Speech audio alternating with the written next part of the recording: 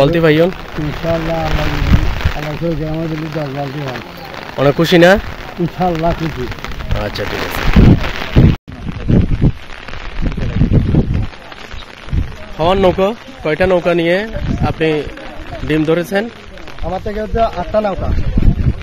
8টা নৌকা থেকে এখন বর্তমান ডিম সংগ্রহ মানে ওই কুয়ার মধ্যে নিতেছে এখন সবগুলো। আচ্ছা, আনুমানিক কয় বালতি করে পাইছেন প্রত্যেকটা নৌকাতে? প্রতি নৌকায় 8 বালতি করে পাইছে, 8 বালতি 10 বালতি এরকম হবে। তো আপনারা কি খুশি? হ্যাঁ খুশি খুশি। ডিম সংগ্রহ করতে পেরে আপনারা খুশি না? অবশ্যই খুশি, অবশ্যই খুশি। ঠিক আছে।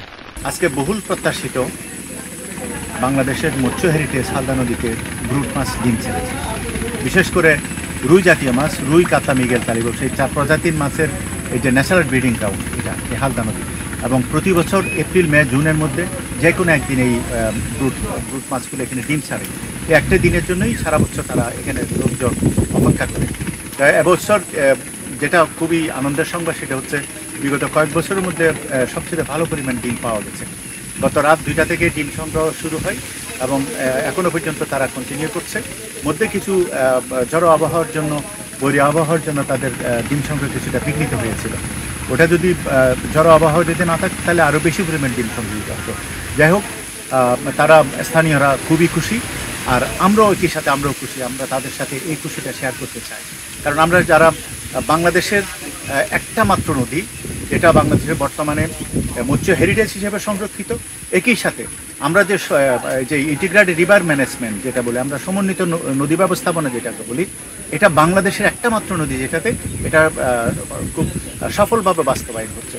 বিশেষ করে এখানে জেলা বিভাগীয় প্রশাসন, জেলা প্রশাসন, উপজেলা প্রশাসন, মৎস্য অধিদপ্তর, নৌ পুলিশ, এনজিও, লোকাল মানুষ এবং সবার সম্মিলিত প্রচেষ্টায় এই হালদা নদী কিন্তু ব্যবস্থাপনা কার্যক্রম চলে।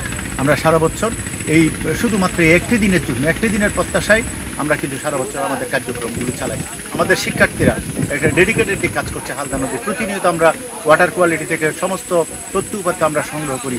যে কোনো সংকট যদি হয়, সাথে সাথে আমরা সাইন্টিফিক্যালি এই সংকট আমরা যথাযথ কর্তৃপক্ষকে জানাই এবং রিকমেন্ডেশন সহ, এবং এই রিকমেন্ডেশন আবার বাস্তবায়ন হয়, যার জন্য হালদা নদী একটা বাংলাদেশের মধ্যে আমাদের প্রায় 1415টা বর্তমানে নদী আছে। এই নদীগুলোর মধ্যে একমাত্র ওয়েল ম্যানেজ নদী। এটা ভালো একটা ব্যবস্থাপনার, আমি মনে করি নদী ব্যবস্থাপনার একটা এক্সাম্পল হচ্ছে হালদা নদী। এই নদী ব্যবস্থাপনার যেটা আউটপুট, যেটা রেজাল্ট, সেটা কিন্তু আমরা আজকে পেয়েছি। তো আমরা এই যে পর্যাপ্ত পরিমাণ ডিম সংগ্রহ করতে পারে স্থানীয় লোকজন যেমন খুশি, প্রশাসন খুশি, মৎস্য অধিদপ্তরের লোকজন, যারা সংশ্লিষ্ট কর্মকর্তারা, আমরা সারা রাত কিন্তু এখানে জেগে আছি, তারা সহ আমরা সবাই একসাথে ডিম সংগ্রহের নদীতে নৌকা নিয়ে বসে আছে, আর আমরা নৌকা ছাড়া আমরা ডিম সংগ্রহের অপেক্ষায় আছি, উপজেলা প্রশাসন সহ আমরা সবাই একসাথে। তো আমরাও একই সাথে আমরা খুশি, কারণ তারা এই যে পর্যাপ্ত ডিম সংগ্রহ করতে পেরেছে, এই একটা দিনের উপর নির্ভর করে তাদের সারা বছরের তাদের হাসি আনন্দে নির্ভর করে। আজকে যেহেতু তারা ডিম ভালো পেয়েছে, সারা বছর তারা খুবই আনন্দ থাকবে।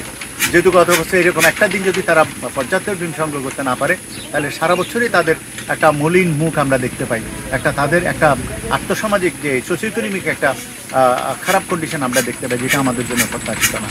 আশা করছি আমরা এই বাংলাদেশের বর্তমান সরকার বাংলাদেশে 7টি বিভাগে 8টি নদীকে দখল এবং দূষণমুক্ত করার জন্য ঘোষণা দিয়েছে, শতভাগ। আমরা ইতিমধ্যে হালদা নদী প্রায় 60 থেকে 70% আমরা দূষণমুক্ত করতে সক্ষম হয়েছি, এবং দখলমুক্ত তো আছেই।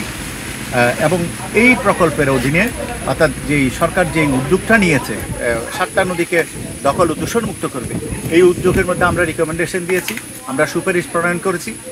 আমি দৃঢ়ভাবে বিশ্বাস করি এই সুপারিশগুলো যদি বাস্তবায়ন করা হয়, তাহলে হালদা নদী বাংলাদেশের না, আমরা ইন্টারন্যাশনালি আমরা একটা এক্সাম্পল হিসেবে বলতে পারবো যে আমরা এখন লন্ডনের টেমস নদীর উদাহরণ দিতে হবে না, আমরা বাংলাদেশে একটা দখল ও দূষণমুক্ত করার জন্য হালদা নদীর উদাহরণ আমরা দিতে পারবো। তো আমি আশা করব আমাদের এই রিকমেন্ডেশনগুলো বাস্তবায়ন করার মাধ্যমে আমাদের যে বর্তমানে ইন্টিগ্রেটেড রিভার ম্যানেজমেন্ট একটা শতভাগ বাস্তবায়ন হচ্ছে, এই ইন্টিগ্রেটেড রিভার ম্যানেজমেন্টের মাধ্যমে অর্থাৎ সবার সম্মিলিত প্রচেষ্টার মাধ্যমে হালদা নদীর ডিম সংগ্রহ আরও বৃদ্ধি পাবে এবং বাংলাদেশের একটা মাত্র নদী যেটা হেরিটেজ হিসেবে সংরক্ষিত বর্তমানে আছে এবং এটা আমরা ওয়ার্ল্ড হেরিটেজ হিসেবে সংরক্ষণ করতে সক্ষম হব।